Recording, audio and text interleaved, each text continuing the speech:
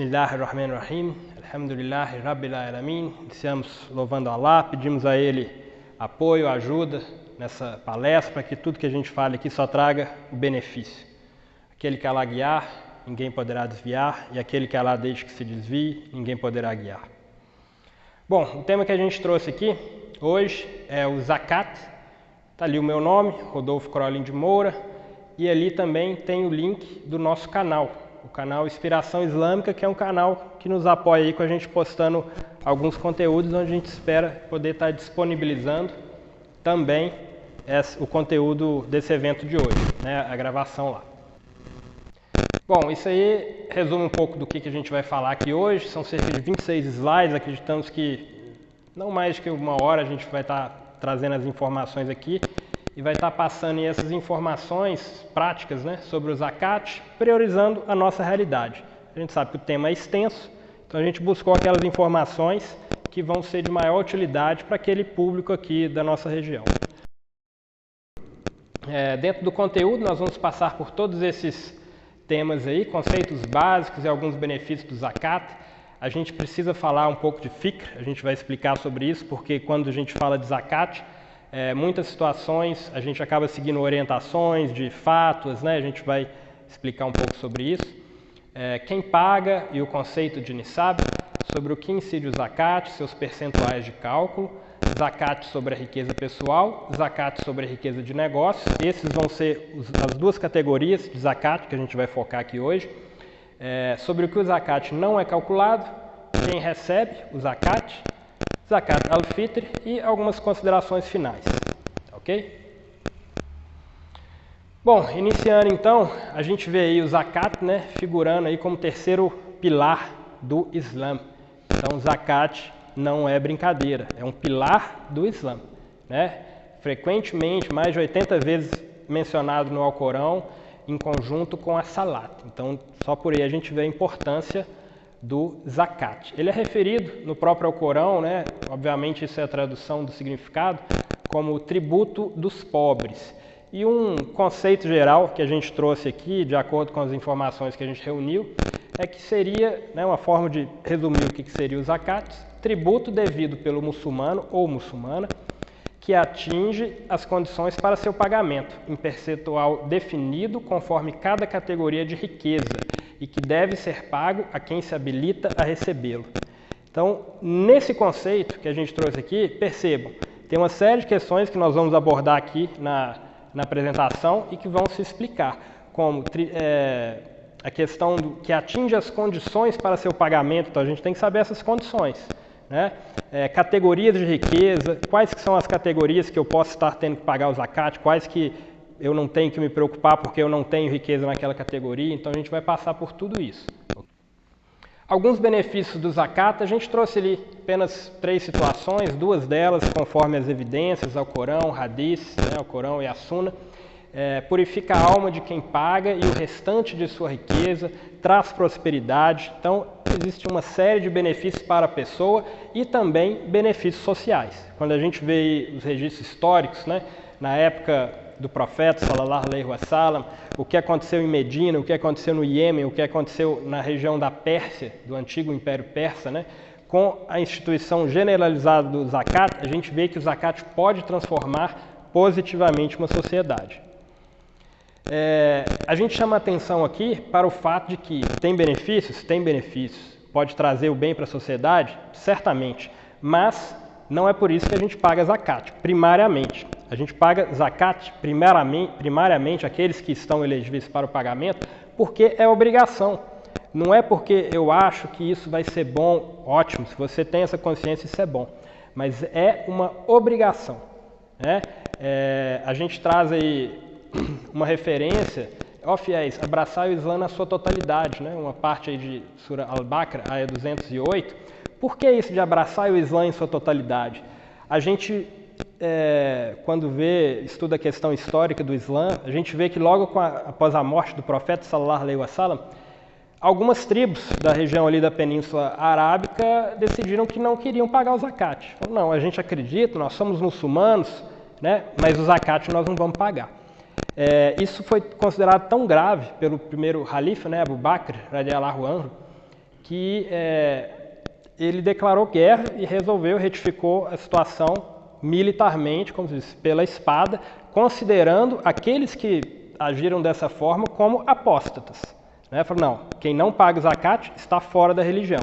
Existem discussões se quem deliberadamente não paga o zakat está fora, está dentro, se pode ser considerado. Não é o nosso foco aqui, mas assim foi considerado por Abu Bakr radiallahu anhu, e todos nós, acredito, sabemos a relevância desse personagem no Islã. Então, tanto é que ficaram conhecidas como as guerras da apostasia, e não nada mais é do que a apostasia, que é a renúncia à religião. Então, foi assim tratado na época. Então, isso é só contextualizando a importância de pagar o zakat como uma obrigação, apesar dos vários benefícios que ele traz além de sua mera obrigação. A gente sentiu a necessidade de trazer, acho que são 1 ou 2 slides sobre fiqh. O que é fiqh? Essa palavra basicamente é traduzida por jurisprudência islâmica. E o que é jurisprudência? Às vezes a pessoa também não sabe o que significa jurisprudência. Jurisprudência no direito, no caso islâmico, na Sharia, é um conjunto de decisões, por quem de direito que toma aquelas decisões, que orientam outras decisões futuras. Então, quando se cria uma jurisprudência numa direção, as decisões futuras acerca daqueles temas têm como consultar aquelas decisões anteriores, que são essa jurisprudência. Então, essa jurisprudência islâmica é formada pelo conjunto de fátuas, que são essas decisões pontuais de cada caso, ok? São opiniões / decisões. Eu gosto de falar opiniões porque elas não são vinculantes, como a gente vai colocar ali. Então, de certa maneira, a gente não pode falar que é uma decisão que obriga, porque se você vai seguir ou não a fátua, como a gente colocou ali, sua força deriva da autoridade, confiança e respeito atribuído a quem a emite. Então pode ser que uma entidade X que emitiu uma fátua é considerada por mim, é respeitada, e eu vou seguir aquilo porque eu entendo que aquelas pessoas são detentoras de conhecimento profundo e amplo daquele tema, então eu posso confiar. Mas pode ser que não, pode ser que eu não tenha essa impressão daquela entidade, e aí vou talvez relevar ali um pouco, vou talvez pensar um pouco mais se vou seguir aquilo ou não. Então esse é o contexto das fátuas, são emitidos por grupos de pessoas ou entidades que possuem amplo e profundo entendimento de um assunto islâmico. Na imagem ali a gente vê esse tipo de encontro aí, que discutem essas várias situações que são trazidas. Aí a gente pergunta, mas qual que é a importância disso? Por que é importante o fiqh, a jurisprudência islâmica? E aí a gente, para exemplificar essa importância, traz um hadith, ele está reduzido, mas ele narra uma situação em que Muad ibn Jabal, radiallahu anhu, ele estava em viagem para o Iêmen, e ele ia pregar o Islã lá, ia implementar o Islã naquela localidade. E aí o profeta, o acompanhando, sallallahu alaihi wasallam, o indagou algumas questões como é que você vai julgar lá? Como julgarás no Iêmen? E ele falou, de acordo com o Alcorão. Aí ele falou, o profeta, sallallahu alaihi wasallam, e se não achar nada no Alcorão? Aí ele falou, de acordo com a Suna. E se não achar nada na Suna? Aí Muad ibn Jabal falou, então me empenharei e formarei meu próprio julgamento, que é conhecido como ijtihad. E o profeta ficou satisfeito ouvindo isso. Então é muito importante esse final do hadith que fala, e o profeta ficou satisfeito ouvindo isso. Por quê? Porque em vida o profeta sallallahu alaihi wasallam entendia que haveriam situações que não estariam explicitamente determinadas no Alcorão e na Suna, e que as pessoas precisariam usar sua capacidade de entendimento para tomar as decisões. Então, esse processo de fiqh é importante por isso, das suas principais importâncias.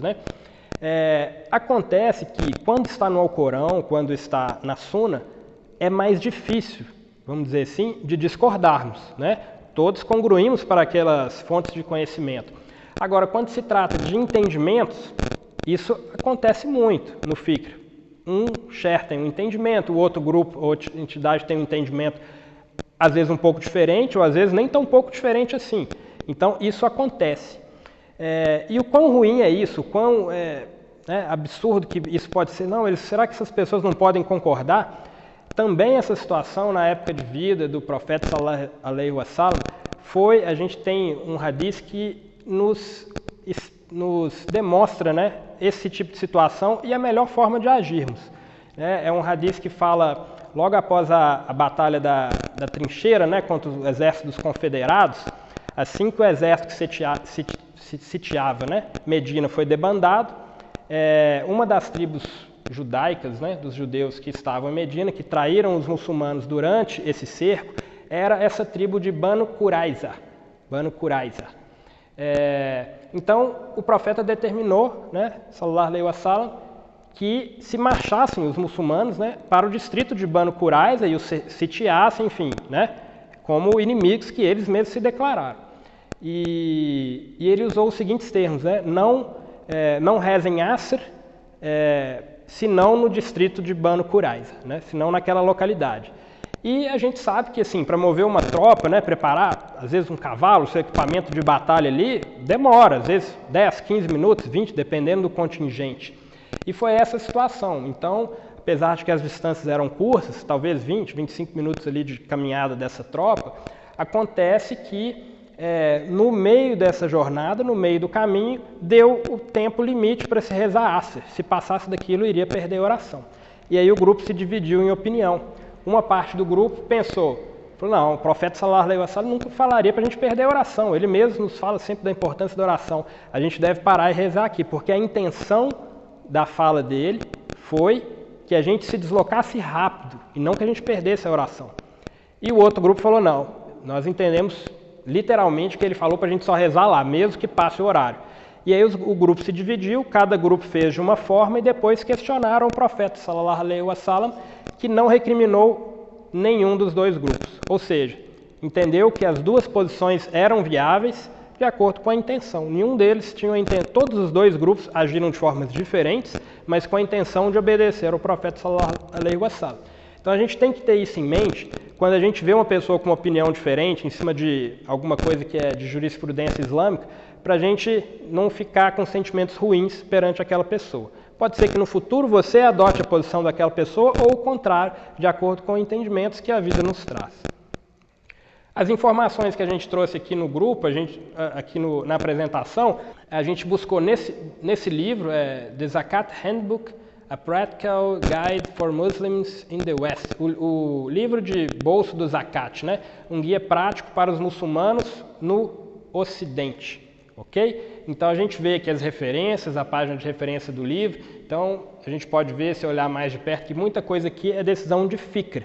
Por quê? Porque hoje os tempos são outros, né? Na época era ouro, era prata, a currency, né? A moeda, as finanças da época. Hoje ninguém praticamente lida em ouro em prata. Você não vai na padaria e paga em ouro em prata. Você usa o dinheiro local, né? Então essas coisas têm que ser adaptadas. Então, começando aí, a gente vai falar um pouco aqui quem paga e o conceito de nisab. Primeiramente, só paga zakat quem é muçulmano ou muçulmana. Então, mulher, criança também paga. Às vezes a criança lá, desde tenra idade, já tem patrimônio, já tem riqueza por um motivo ou outro, às vezes recebeu uma herança. Quem cuida daquela criança e administra isso tem que pagar o zakat por ela, se ela não tem idade para fazer essa gestão, né? Da mesma forma, mulheres que têm emprego, têm renda e trabalham, também precisam calcular e pagar o seu zakat. Não muçulmanos não pagam zakat. O que eles pagam, aí é um tema de outra palestra, tá certo? Mas para pagar zakat, da forma que a gente está descrevendo aqui, tem que ser muçulmano, ok? E tem que atingir o nisab. O que é o nisab? É essa quantidade de riqueza acumulada a partir da qual o zakat é devido. Então, um exemplo, nós vamos chegar nisso também, vamos mostrar qual que é o nisab atual, né, as opções que se tem, mas vamos supor que ele é de 10 mil reais em dinheiro e a pessoa tem 5 mil reais. Ela não alcançou o nisab, ela não paga zakat, ok? Mas se ela alcança esse nisab, ela já está elegível para pagar zakat mediante condições. E uma das condições é permanecer acima do nisab por um ano completo. Ou, aí vem os entendimentos, no início e no fim. Como assim? Vou explicar. Os dois principais entendimentos dessa questão de permanecer acima do nisab o tempo todo ou só no início e no fim. Na primeira imagem aqui, a gente vê uma pessoa que, por exemplo, em 22 de Ramadã, alcançou ali o nisab. O nisab é essa linha aqui pontilhada. Então ela estava acima, ok, então ela ficou elegível para o zakat se ela permanecer um ano acima do Nisab. O que acontece? Ela varia em sua riqueza ao longo do ano, mas quando dá um ano, no futuro, ela ainda está acima do Nisab. Então ela vai pagar o zakat. Ela vai pagar o zakat em cima dessa quantia aqui, na data X, depois de um ano. Agora, e se durante esse um ano, né, como no segundo caso aqui, ela caiu, ela comprou um carro, por exemplo. Eu tinha 20 mil reais, estava acima do Nisab, só que eu precisei comprar um carro, comprei uma casa, gastei. E fiquei, na verdade, devendo. Peguei dinheiro com o meu irmão, com o meu amigo, e falou, me empresta que eu te pago, né, dentro da minha condição aqui. Caí abaixo do Nisab. Aí tem os entendimentos de que quando caiu abaixo do Nisab, zerou, não, para de contar aquele tempo, que é o primeiro entendimento que ele tem que ficar um ano.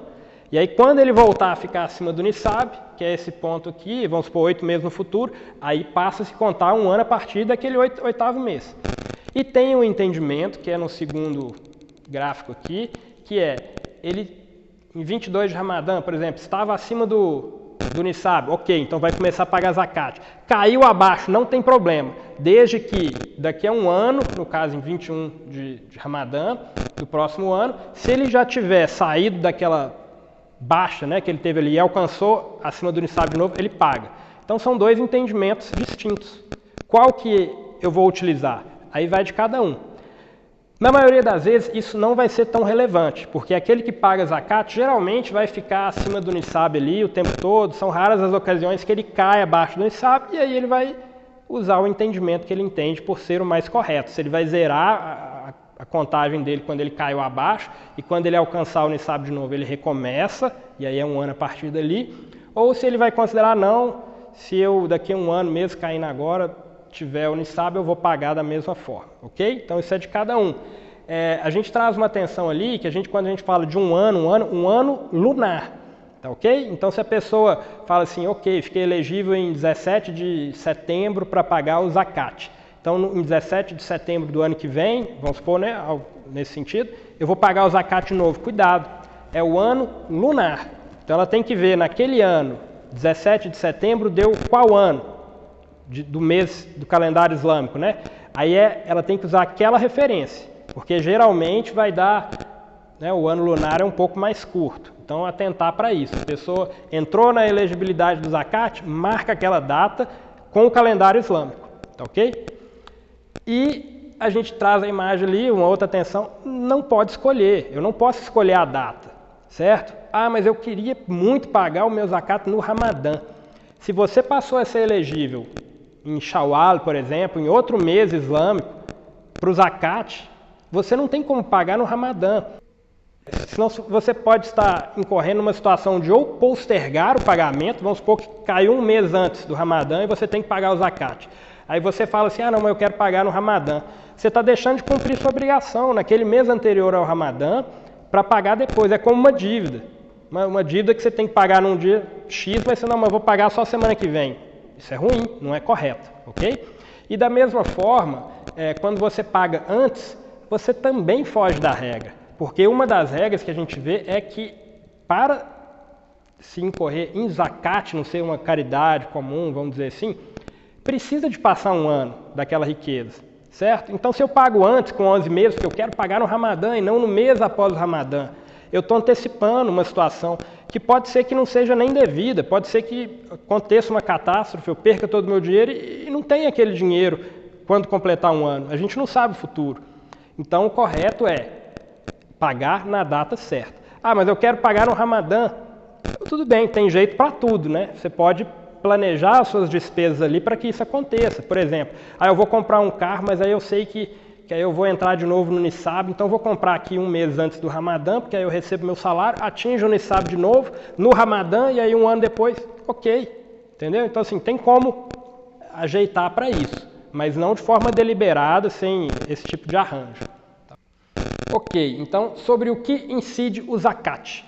O zakat vai incidir sobre 5 tipos específicos de riqueza, dos quais a gente vai tratar apenas dos 2 iniciais ali, né, os 2 primeiras categorias, que é riqueza pessoal, que é ouro, prata, dinheiro no banco, que é o mais comum, e riqueza de negócio, mercadorias e ativos, que às vezes a pessoa tem uma casa que aluga ou tem um comércio que tem bens ali que ela vende, então tem que ser feito cálculo nisso aí. São as situações mais comuns entre nós, né? Aqueles que são agricultores, por exemplo, lidam com colheita de agricultura, também incidem zakat sobre as colheitas, sobre os animais em agropecuária e sobre esses tesouros, né? Recursos naturais, às vezes a pessoa encontrou petróleo, ouro lá, na exploração disso também se paga o zakat. O que nós vamos tratar, como a gente falou, são os dois primeiros temas ali, porque são os mais próximos da nossa realidade. Pode ser que num outro contexto, né? Dando essa palestra, vamos supor, para um grupo, para um centro de referência de agropecuária no interior do estado, onde a maioria vai ter riqueza em agropecuária, em agricultura. A gente talvez devesse abordar os outros temas, tá ok? Então, por hoje, a gente vai focar naqueles dois primeiros.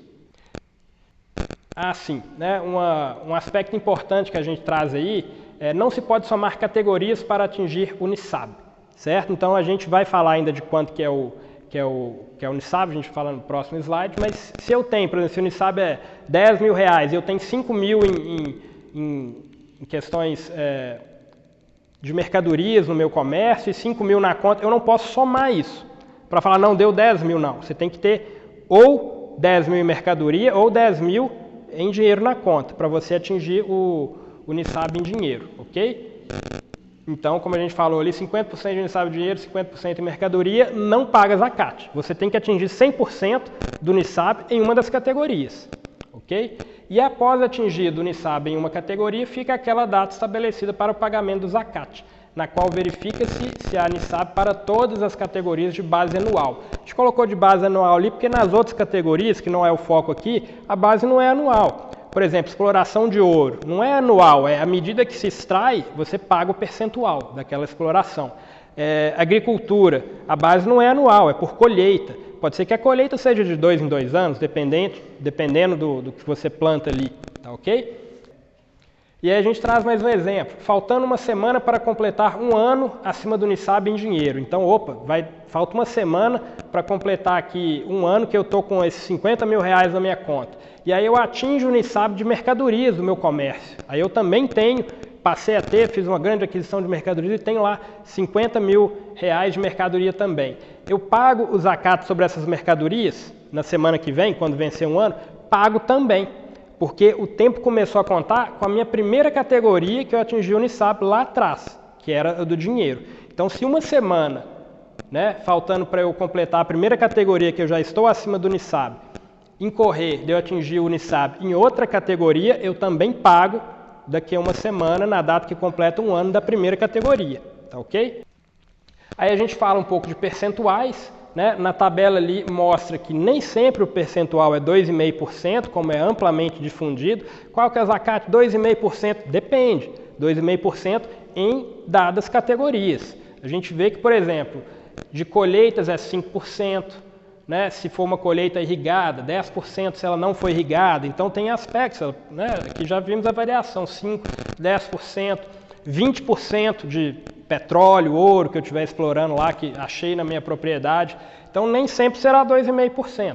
Mas para as categorias que a gente trouxe aqui na apresentação, vai ser 2,5%, ok? A base para cálculo desses valores, né, do NISAB, mas qual que é o NISAB então? Ela vai ser ou em ouro ou em prata. Mas como assim ouro ou prata, né? A gente vai falar mais uma vez daquelas possibilidades de acordo com as evidências.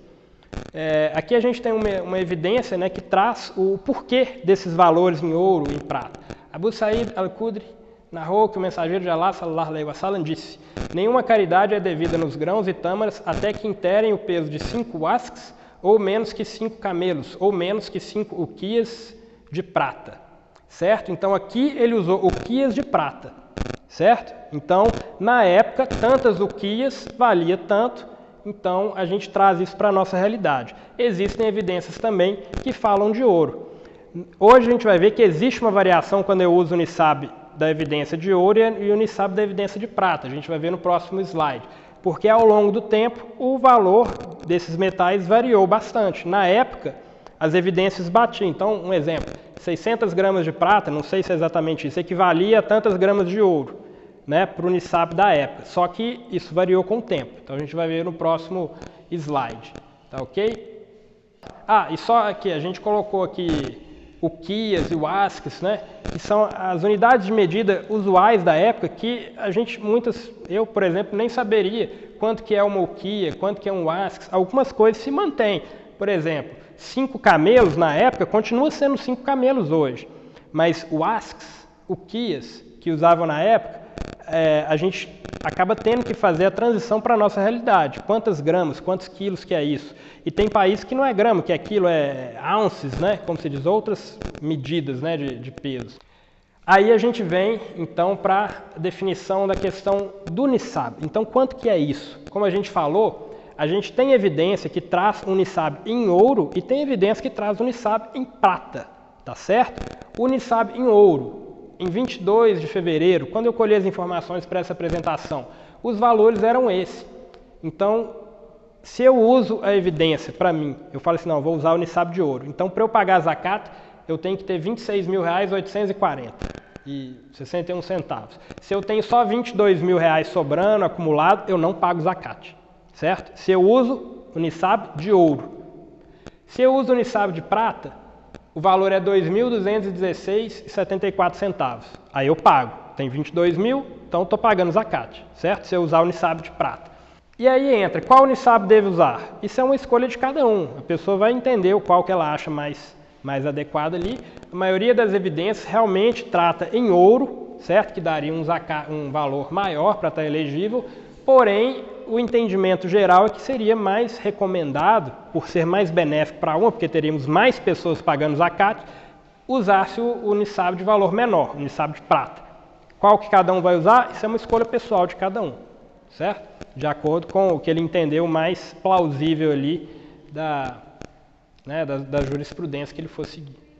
Tá ok? Hoje é muito fácil, a gente pegou essas informações em 22 de fevereiro, mas o meu zakat é daqui a um mês. É muito fácil a gente consultar pela internet quanto que isso vai dar, certo? E a variação é pequena. Eu volto a dizer, se a pessoa tem R$ 50.000 na conta, ela está acima do Nisab de ouro, do de prata, e a variação ali do ouro, da prata naquele período vai ser irrelevante, porque se o Nisab vai subir para 34 mil ou baixar para 22, ela tem 50, certo? Ela vai precisar ver exatamente qual que é a cotação e qual que é isso aí, se ela estiver se aventurando, vamos dizer assim, naquela linha limítrofe, né? 26 mil, opa, eu tenho 27.500, então peraí, deixa eu ver a cotação da prata aqui, porque se a prata aumentar, o prata não, o ouro, né, pode passar para 30 mil e eu não vou estar elegível. Então, nesse tipo de situação, é importante a pessoa acompanhar. Mas dentro de uma situação geral em que a pessoa tem muito mais do que qualquer um dos Nisabs e que a variação vai ser irrelevante, ela não precisa perder, vamos dizer assim, tempo com isso. E da mesma forma, se a pessoa está endividada, está devendo, não tem nada, ela não está elegível para pagar zakat. Então, para ela é indiferente saber qual que é o Nisab daquele ano. Quando ela sair dessa situação, aí ela começa a fazer essas pesquisas e buscar esse conhecimento. Então, como a gente vinha falando, né, riqueza pessoal, basicamente ouro, prata, né, que são aquelas riquezas de liquidez, né, na época. Hoje também entram ações, Bitcoin, essas situações atuais, né, que a pessoa tem liquidez. A pessoa pode transformar aquilo em dinheiro de forma rápida e prática, entra como se fosse ouro e prata, né, vamos dizer assim. A gente traz uma seta ali que basicamente hoje o ouro e prata é o que você tem de dinheiro na carteira, que poucas pessoas andam com muito dinheiro na carteira hoje, basicamente vai ser o que tiver nas contas no banco, que é onde geralmente a gente guarda o dinheiro. Lógico que há exceções, né? Tem pessoas que guardam o dinheiro em casa, enfim, aí cada um é um. Fato é que ouro e prata, quando a gente fala de riqueza pessoal, hoje é traduzido em reais, no nosso caso aqui, ou em dólares, para quem está nos Estados Unidos, ou na moeda local ali. Né? Se eu tenho dólar guardado, eu tenho que ver a cotação dele, para ver quanto que vai ficar. Né? As regras do zakat da riqueza pessoal são bem simples, amplamente difundidas, né? 2,5% sobre essa riqueza acumulada, é de cobrança, né? De pagamento anual, é simples de calcular e amplamente conhecido, difundidas as informações, né? Na UMA. E aqui é interessante, a gente traz uma informação aí de dívidas a pagar e a receber. Como é que fica a situação da dívida? Às vezes o NISAB, estou usando de ouro, é 26 mil, eu tenho 20 mil, mas pessoas me devem 10 mil. E aí? Eu pago ou não pago? Estou elegível ou não estou? Aí eu tenho que fazer uma avaliação pessoal. Aquela dívida de 10 mil é uma dívida boa ou é uma dívida ruim? E aí a gente vem assim, o que é uma dívida boa? Acho que no íntimo todo mundo sabe o que é uma dívida boa e uma dívida ruim, né? A pessoa está te devendo 10 mil de uma quantia de 20 mil, que ela te paga R$1.000 por mês e passou 10 meses ela pagando certinho R$1.000 por mês, você sabe que ela está bem, o negócio dela está fluindo e ela poderia até adiantar. Isso é uma dívida boa, tudo indica que você vai receber. Agora, tem dívidas que você considera que a pessoa te deve e a pessoa nem assume. Fala, não te devo nada, já te paguei isso aí ano passado, mas não me pagou não. A pessoa nem admite que te deve, essa é uma dívida péssima, né? Nem ruim, né? Vai ser bem difícil você receber isso. E tem aquelas que a pessoa admite que deve, mas que você vê que assim, está pagando com muita dificuldade, às vezes paga, às vezes não paga, você não tem certeza se vai conseguir pagar, então você tem que fazer essa avaliação, fala assim, essa dívida aqui eu não posso contar com esse dinheiro, né? E aí você vai enquadrar a sua dívida em dívida boa ou dívida ruim, para você colocar ela na sua riqueza ou não, tá ok? E da mesma forma, aquela pessoa que deve, essa aí nem se fala. Se eu devo e admito que devo, se a pessoa fala que eu estou devendo ela, mas eu não entendo que devo nada, eu não quero nem saber, isso não conta. Mas se eu sei que eu devo e admito que devo e sei que tem intenção de pagar, essa é uma dívida que eu tenho que deduzir da minha riqueza. Se por um motivo X ou Y, um motivo qualquer, eu tenho R$20.000 na conta, vamos dizer 30 mil, né? E estou usando o NISAB ali de 26 mil e estou devendo R$10.000 para uma pessoa. Mas por que você não pagou isso ainda? Existem situações, às vezes a pessoa, eu quero pagar às vezes pessoalmente, a pessoa está fazendo uma viagem para o exterior, só vai voltar para o Brasil em 6 meses, e o combinado foi de pagar ela quando ela retornasse. Então eu quero pagar, mas não tem como pagar naquele momento, então eu tenho uma dívida. Então eu tenho que reduzir esse valor da dívida, né, até que ela seja paga, da minha riqueza pessoal. Então muitas vezes se eu tenho 30 mil e estou devendo 10 mil, eu não tenho 30 mil, eu tenho 20. E aí se eu estou usando o NISAB de 26 mil, eu não estou elegível, não estou acima do NISAB, ok? Entrando agora na categoria de riqueza de negócio. Essa categoria tem duas subcategorias, né, que é os bens comerciáveis e os ativos, né? A gente vai começar falando aqui dos bens comerciáveis, é simples de entender, é tudo aquilo que você tem na loja para vender. A gente trouxe uma imagem ali de uma loja de tapete. Então o que é que são os bens comerciáveis na loja de tapete? São os tapetes. Se você só vende tapete, vão ser só os tapetes. Então, você tem que calcular esse valor do que você tem ali, para saber quanto que dá. Se dá 1.000, se dá 2.000, se dá 20 mil, 30 mil, para dentro do NISAB que você está usando, você entender se entrou ou não na categoria ali de elegibilidade para pagamento do zakat. Ok? Então, mercadoria é igual a dinheiro, ouro, prata, tem que ser calculado dessa forma. E aí entra algumas questões, começa a se complicar um pouco mais no sentido de qual o valor? É o valor que eu comprei? O valor que eu acho que eu vou conseguir vender? Né? Então, assim, existem variáveis. E aí dentro, né, a gente tem a referência ali dos entendimentos de fato, né? O entendimento mais respeitado, vamos dizer assim, é que calcula-se o valor de reposição de todas as mercadorias. Então é aquele valor que no dia que você tem que pagar zakat, você fala assim, esses 500 tapetes, se eu vendesse todos eles hoje, independente do valor, R$1 milhão, quanto que eu ia gastar para repor eles aqui na minha loja? Se é 500 mil, é 500 mil o valor de cálculo do zakat. Não é o 1 milhão que eu vou vender, ou que eu já vendi no mês passado que os negócios estavam bons, então é o valor de reposição, tá ok? A gente colocou ali, né, até de forma, uma brincadeira, os banquinhos não entram. Por que a gente chamou a atenção dos banquinhos, né? O banquinho não é mercadoria, o banquinho está ali para compor a estrutura do negócio. Certo? Então, se a pessoa não chega lá na loja de tapete e fala, eu quero levar esse banco. Não, o banco, se eu te vender o banco, como é que o cliente vai sentar aqui para olhar o tapete? O banco não está à venda, certo? O banco é parte da estrutura da loja. Então, da mesma forma que o banquinho não entra no cálculo das suas mercadorias ali da loja, não entra também outros bens necessários ao funcionamento do negócio, como maquinário, computador, o balcão que você atende outras pessoas. Por mais caro que seja o balcão, né, como se diz, cheio das tecnologias e às vezes você pagou um bom dinheiro nele, mas ele não entra, tá ok? Então, essas são as considerações aí principais sobre mercadorias e bens comerciáveis. Demais aspectos idênticos à riqueza pessoal, 2,5%, certo? Do valor ali das mercadorias, é um pagamento anual e também abate-se as dívidas, né? Como assim? Principalmente, dono de comércio, ele deve fornecedor, às vezes ele tem lá 1 milhão de reais, não, 100 mil reais em tapete, só que ele deve 90 mil disso para o fornecedor, ele espera apurar com a venda desses tapetes um valor maior e pagar o fornecedor. Então, na realidade, ele tem um valor estimado de reposição ali de 100 mil de mercadoria, que ele pagaria para o fornecedor, né, se ele tivesse comprado tudo de novo, 100 mil, só que ele deve daquele, ele conseguiu um bom negócio com o fornecedor, 90 mil. Então ele tem 90 mil em dívida. Ele só tem 10 mil de riqueza naquela loja dele, certo? Então ele não paga zakat se estiver usando de 26 mil. Se estiver usando de prata, vai pagar. Ok, categoria, subcategoria, né, da riqueza de negócio dos ativos exploráveis. O que é um ativo explorável? A gente trouxe alguns exemplos aí que acho que passam, né, contextualizam o que seriam esses ativos exploráveis de maneira geral. Casa que você aluga, às vezes tem um maquinário que você aluga também para as pessoas, às vezes, limpar o lote lá e você cobra por hora o trator que você tem. Ou você comprou uma maquininha dessa de churros aí e aluga, um irmão lá vende, mas não é dele, é seu, e ele te paga, um exemplo, 100 reais por mês para usar a maquininha, ele mesmo compra os insumos lá para fazer. Então tudo isso são ativos que você está explorando para te trazer uma renda, certo? Paga-se zakat se o valor do ativo atinge o nisab, ok? O valor do ativo tem que atingir o nisab. Então, vamos lá, estou usando o nisab aqui de 26 mil de ouro. A minha casa vale 100 mil, ok, então o meu ativo me elege para pagar o zakat.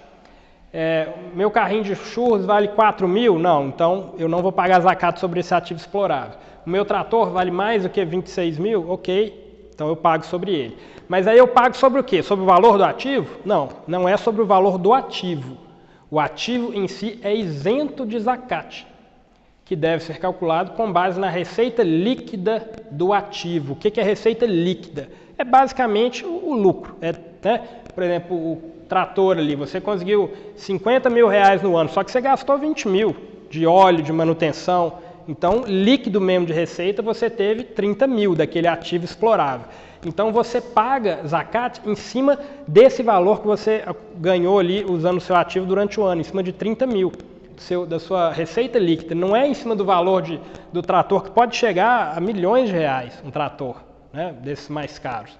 Da mesma forma a casa, se você apurou ali R$1.000 de aluguel por ano na casa, né, ou 10 mil que seja, 5 mil reais de aluguel por ano, você apurou, você vai pagar 2,5% em cima de 5 mil reais, e não em cima do valor da casa, certo? Que às vezes pode ser 100 mil. Então, 2,5% de 5 mil é uma quantia X. 2,5% de 100 mil é muito mais.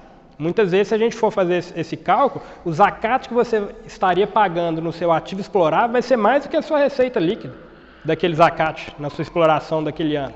Então, de forma muito justa e coerente, a religião determina dessa forma, que você paga 2,5% em cima da receita líquida do seu valor, do seu ativo explorável, né? Aí a gente traz algumas variantes, né, que podem acontecer. Então eu tenho o carrinho ali de churros, que está ali 3.432. Aí a gente pergunta, qual o zakat se a pessoa aluga um carrinho de churros por 100 reais por mês? Então ela conseguiu ali, né, 1.200 reais por ano alugando aquele zakat. Aí tem que ser feito várias perguntas. Primeiro, qual o nisab que você está usando? Se é ouro, não se fala em zakat do seu carrinho, porque se é ouro é 26 mil, seu carrinho vale nem 4 mil. Ele não é um ativo explorável que entra no zakat. Mas se você está usando de prata, aí já entra, porque é 2.200, ele vale 3.400, então você vai pagar em cima dele, ok? E aí você paga, né, se tem o nisab também, riqueza pessoal, vou entrar nesse detalhe, então vamos supor, R$1.200, se você está usando de prata, você vai pagar 2,5% em cima de R$1.200. Mesmo que os R$1.200 não atinjam o nisab em riqueza pessoal, até o de prata é 2.200, não é isso que a gente falou? Ah, mas eu ganhei 1.200 do carrinho, vou pagar? Vou, porque o seu ativo está acima do Nisab. Entende? Então não é a renda líquida não precisa atingir Nisab. A renda líquida, mesmo que seja R$50, que nunca vai atingir o Nisab, se você tem um ativo que passou o valor dele acima do Nisab e naquele ano, por mais e menos ali, você lucrou R$100, você vai pagar 2,5% de R$100. Mesmo que aqueles R$100 não atinjam o Nisab de riqueza pessoal. Tá certo? Qual zakat se possui uma casa que aluga, que vale R$100 mil e apura R$10 mil de aluguel por ano? Novamente, a gente tem que ver algumas questões. Então, se a casa vale R$100 mil, certamente ela está acima de qualquer Nisab, tanto de prata quanto de ouro. Então, você vai pagar zakat em cima da sua casa que você aluga. E aí você vai pagar 2,5% da receita líquida da casa. Eu já falei que foi 10 mil de aluguel, só que aí que vem um detalhe. Qual o Nisab que você está usando? Se é prata, você vai ter 10 mil na sua conta. Então você vai pagar zakat 2 vezes disso aí. Porque você vai pagar o zakat primeiro dos 10 mil, tá ok? Que é do ativo. Ganhei 10 mil desse ativo, certo? Só que o que eu faço com esses 10 mil? Botei na minha conta. Se esse dinheiro ficou lá na conta, na data de calcular o zakat, e eu estou usando o Nisab de R$2.200, automaticamente eu também vou entrar no Nisab de riqueza pessoal. Tá certo?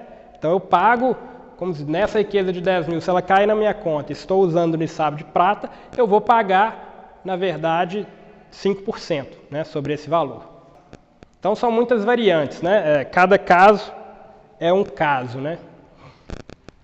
Entrando aí agora um pouco sobre o que o zakat não é calculado. Mais uma vez, a gente tem as evidências, né, que a gente traz para a nossa realidade. Abu Huraira narrou que o profeta, sallallahu alaihi wasallam, disse: nenhuma caridade é devida de um muçulmano sobre seu escravo ou seu cavalo. Então, disso depreende-se as coisas da atualidade e traz-se os entendimentos. Então, na época não tinha carro. Aí a pessoa vai e ela tem que entender essas analogias e questões da atualidade. Então, um cavalo, que na época era o meio de transporte, hoje é o carro, certo? Então, de maneira geral, as evidências trazem aí as suas interpretações, né? Definem que propriedades e itens para uso pessoal da família não são computados, ficou escondido um pouco ali o texto, não são computados para o Nisab ou para zakat. Então, comida que eu tenho na geladeira, às vezes eu faço um grande estoque lá, gosto de comprar bastante de uma vez e tenho um estoque grande de comida num valor considerável. Ferramentas que eu uso para os meus reparos da casa, reparos pessoais, que a gente sabe que ferramenta custa caro, você tem um acervo bom de ferramentas. Ou um animal que não está ali para vender, não está ali para nada, é uma vaca, vamos supor, que você usa para leite, para sua família. Ou a casa que você mora, independente de quão luxuosa seja, você não está ali para alugar a casa, você mora ali. Então, não entra. Da mesma forma, as roupas que você utiliza, por mais, vamos dizer assim, elaboradas que sejam, né, o valor delas, se é roupa para o seu uso, não é para vender, não entra. Isso são itens de uso pessoal para você e para a sua família. Tá certo? Então, de acordo aí com as evidências e interpretações, nada disso vai entrar para cálculo de zakat e de nisab. Quem recebe o zakat, né? Temos aí a tradução do significado, Sura Al-Tauba, Ayat 60. As esmolas são tão somente para os pobres, para os necessitados, para os funcionários empregados em sua administração, para aqueles cujos corações têm de ser conquistados, para a redenção dos escravos, para os endividados, para a causa de Deus e para o viajante. Isso é um preceito emanado de Deus, porque é sapientíssimo, porque é sapiente, prudentíssimo. Tá ok? Então, com essa evidência do Alcorão, ela traz, a gente colocou aí entre parênteses, a gente colocou esses números, ela traz as categorias das pessoas elegíveis para receber o zakat. São 8. Por que a gente colocou em destaque ali os pobres, necessitados e os funcionários empregados em sua administração? Porque essas são as 3 principais. A gente, via de regra, só deve empenhar zakat para outras categorias que foram ali elencadas depois de estarem resolvidos a questão dos pobres e dos necessitados. Tá ok? Pode passar, a gente vai falar um pouco disso nesse slide. A maioria dos estudiosos, né, classifica pobres e necessitados como diferentes categorias. É a mesma coisa? Não, não é a mesma coisa. Um pobre não é igual a um necessitado, certo? Geralmente eles categorizam isso em razão de maior ou menor necessidade ou por maior ou menor exposição dessa necessidade. Então muitas vezes a pessoa está passando dificuldade, mas não está esmolando, e tem a outra pessoa que está em tal situação que chega a esmolar na rua, se expondo de uma certa maneira. Então isso aí, né, eles vão entender que essas situações vão colocar a situação da pessoa entre pobre e necessitado. Isso é relevante para o nosso foco, nosso tema aqui hoje? Não é relevante. Por quê? Porque há consenso, todas as opiniões, isso aí não há variação, elas concordam que ambas as categorias são de indivíduos em grande necessidade de caridade, impossibilitados de terem atendido as suas necessidades básicas para uma vida digna e que devem ser priorizados. Então, todos os entendimentos entendem que essas categorias devem ser prioritárias, ok? Para o empenho do zakat. E a gente colocou destaque ali, vida digna, porque isso vai variar. A gente tem nas imagens ali situações de pessoas que, né, em tese, estão passando fome, precisando de alimento realmente para comer. E tem uma pessoa ali que entende-se, né, que poderia estar numa situação de pobre, necessitado, só que a gente vê que ela tem um carro atrás, vamos supor, ele mora no carro. Muitas vezes, se ele vender tudo que ele tem ali e conseguir, um exemplo, 5 mil reais, ele seria o chefe da aldeia, de quem está passando fome ali, que às vezes o chefe da aldeia lá, o cara mais rico da aldeia, não vai ter isso de riqueza. Então, o que é vida digna vai variar de local para local, né? A gente sabe que o padrão de vida, por exemplo, uma vez eu vi um estudo que falou, achei até muito interessante, uma criança na Indonésia consome cerca de 50 vezes menos recursos naturais do planeta do que uma criança norte-americana. Então, olha como varia os padrões de vida, né? Numa localidade, as coisas são mais simples e precisa-se de menos para se considerar que tem uma vida boa. E numa outra localidade, entende-se que dentro daquele contexto social vai se precisar de mais para a pessoa ter o que a gente chama naquele local de vida digna. Tá ok? Então a gente tem que entender essas diferenças e saber ter esse entendimento subjetivo de cada local que a gente está avaliando. Então a gente falou um pouco dos pobres e necessitados. Aí pode passar, a gente vai falar um pouco agora do terceiro, que é funcionários empregados em sua administração. Essa é uma categoria que está elencada no Alcorão, né, como uma categoria elegível para receber o zakat, né? Tem as regras, salvo engano, no máximo 12,5% do zakat acumulado pode ser destinado para o pagamento desses funcionários empregados em sua administração. Mas então eu só posso pagar os funcionários depois que eu resolver os pobres e necessitados? No meu entendimento, pessoal, isso não faz sentido.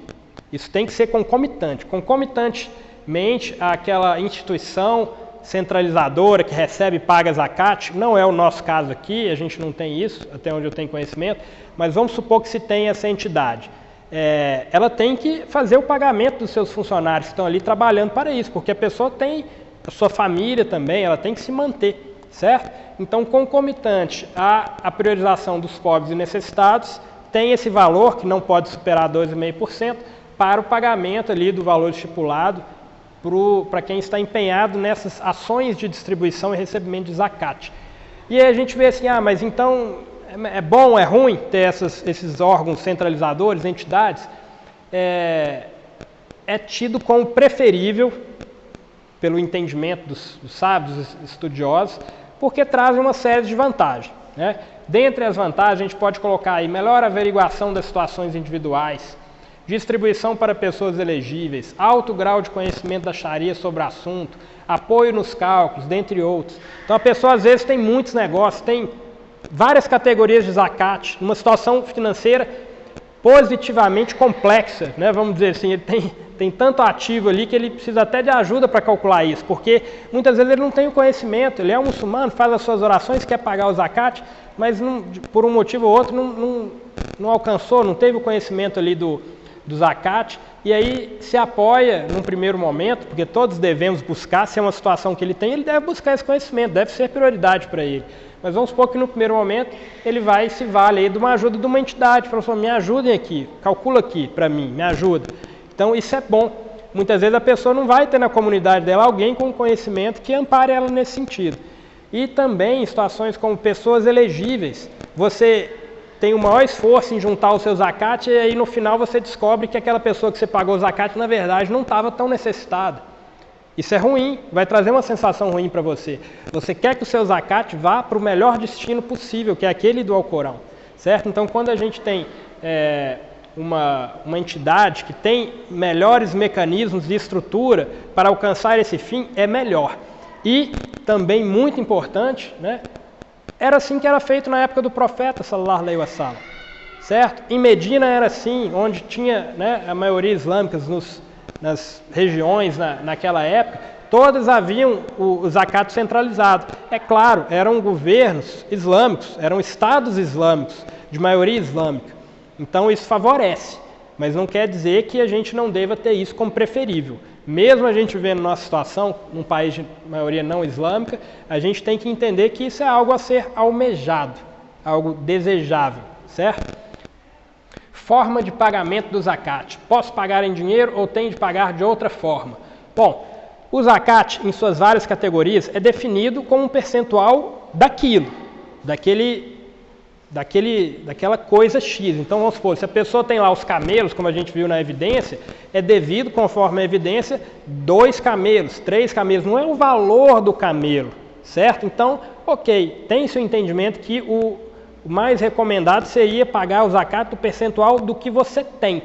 Só que isso geraria uma situação de eu pagar, então tem, sei lá, 1.000 tapetes, e aí 2,5% dos tapetes, todos iguais, no mesmo preço, é 25 tapetes. Aí eu vou chegar com 25 tapetes para uma pessoa pobre e necessitada. Isso é prático? Isso atinge a finalidade do zakat? Entende-se que não tanto, vamos dizer assim. E aí, como eu digo ali, há mais de uma opinião, mas a que me parece, isso é uma opinião pessoal, a mais razoável é aquela que dá preferência ao que for mais fácil para quem recebe. Então, é só a gente começar a imaginar situações. Vamos supor, o camarada é fazendeiro, o zakat dele deu lá uma ovelha, vamos dizer uma ovelha.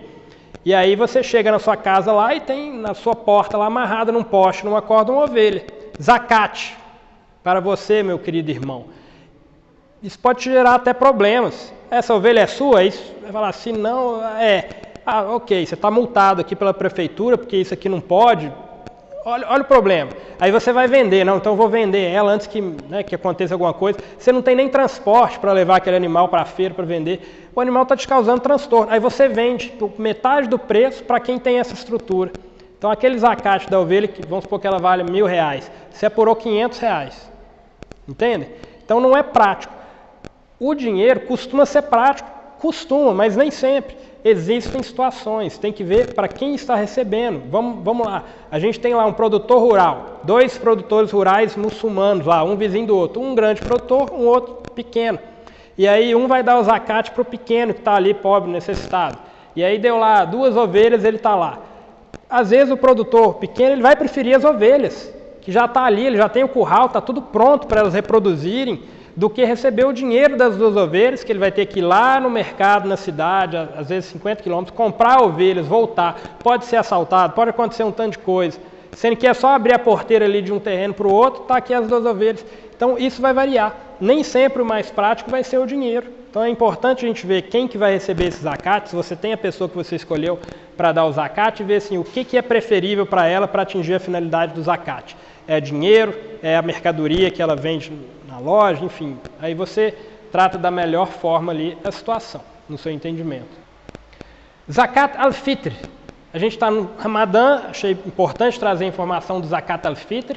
É uma caridade obrigatória devido ao fim do Ramadã, instituído pelo profeta, sallallahu alaihi wasallam, no 2º ano da Hijra. Foi o mesmo ano que foi instituído o jejum de Ramadã. O Zakat al-Fitr é pilar do Islã? Não é pilar do Islã, ok? É obrigatório? É obrigatório. Mas a gente não pode falar que o Zakat al-Fitr é pilar do Islã. Pilar é esse zakat que a gente vem apresentando com base naquelas categorias de riqueza. Esse é um outro zakat, também obrigatório, mas é um zakat proveniente aí da Suna, em que, por mais obrigatório que seja, não entra dentro do pilar do zakat, ok? E o que é esse Zakat al-Fitr? Cerca de 2 kg de tâmara. Quando a gente fala cerca, é justamente pelas medidas que eram utilizadas na época, né? Então, quando a gente fala cerca, a gente vai utilizar ali, se você for dar em espécie, né, do alimento, vai utilizar os 2 quilogramas. Tâmaras, trigo, uvas, passa, arroz ou outra comida seca.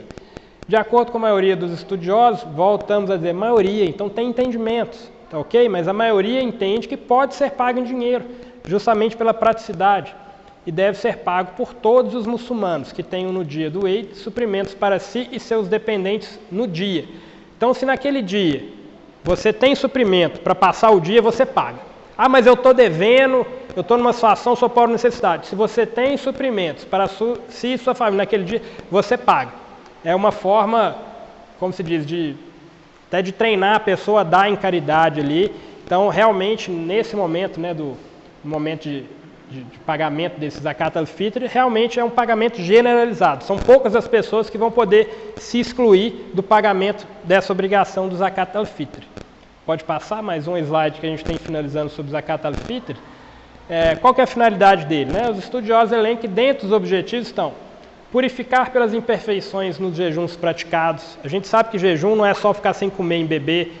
A gente tem que tomar cuidado com o que fala, com o que olha, com o que pensa, né, como que nos conduzimos em sociedade.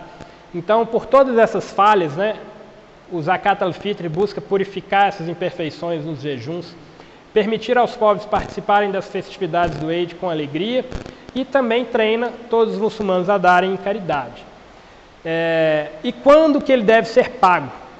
Há opiniões que divergem no quesito de quando deve ser pago. Elas variando desde até 15 dias antes do fim do Ramadã, mas há consenso de que deve ser paga até no máximo a Salat al-Eid.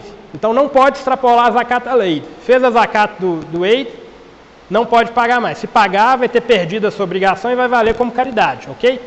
Então isso aí é de cada um. Eu vejo que muitas pessoas no dia procuram share para dar esse Zakat, para o share poder distribuir no dia.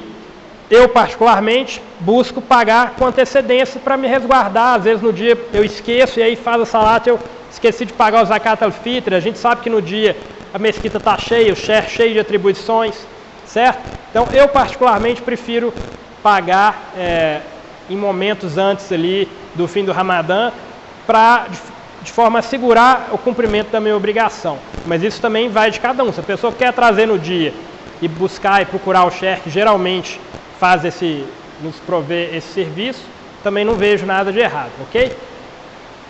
E aí a gente tem informação, ok, mas quanto é se for pagar em dinheiro? Porque eu não quero trazer 2 kg de arroz, eu quero dar em dinheiro, né, vamos dizer assim.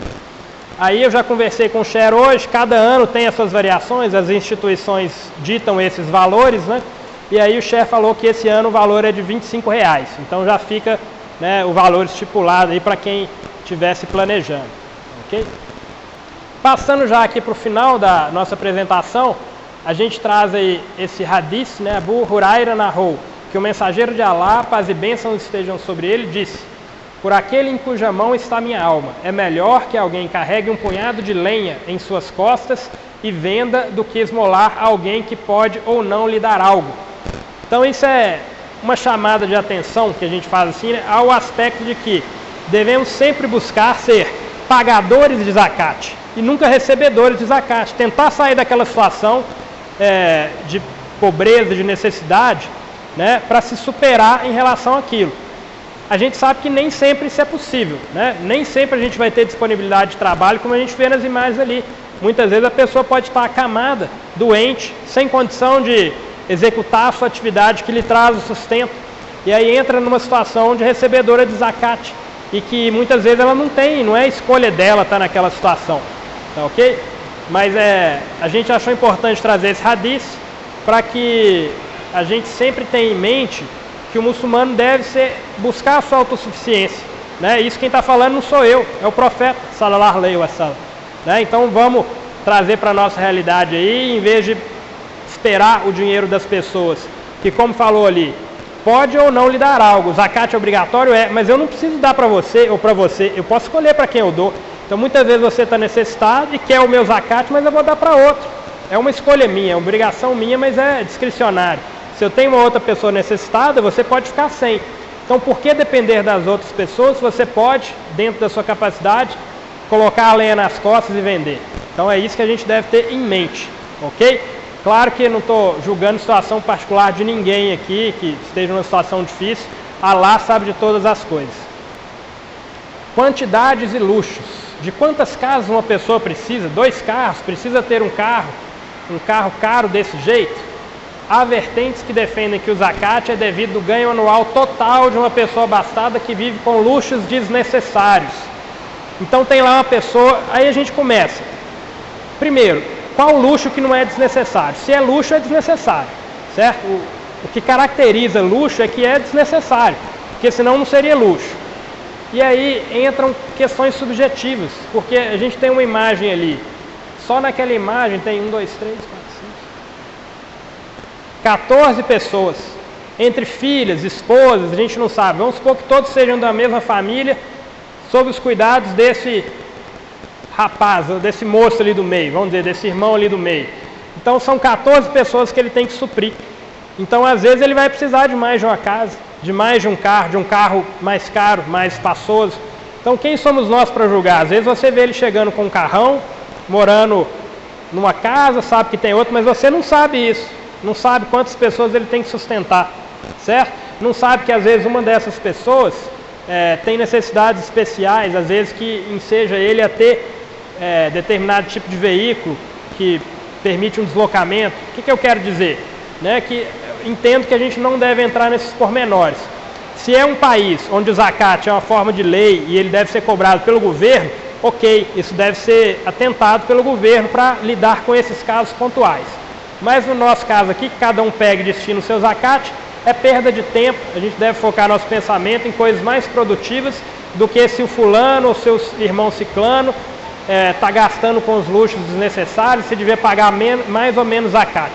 Isso não é da conta de cada um, certo? É entre ele e Allah, subhanahu wa ta'ala. E aí justamente a gente traz essas contraposições. A gente tem um hadith ali que fala, né? Hadith não, está no Alcorão, né? Sura Al-Qasas, o início da ayat 77 nos fala, busque. Isso Allah está nos dizendo, Ele está nos determinando. Não está falando assim, pense que pode ser bom, não. Ele está determinando, busque. Busque através da riqueza que Allah lhe concede a boda da outra vida, mas não se esqueça de sua parcela nesse mundo.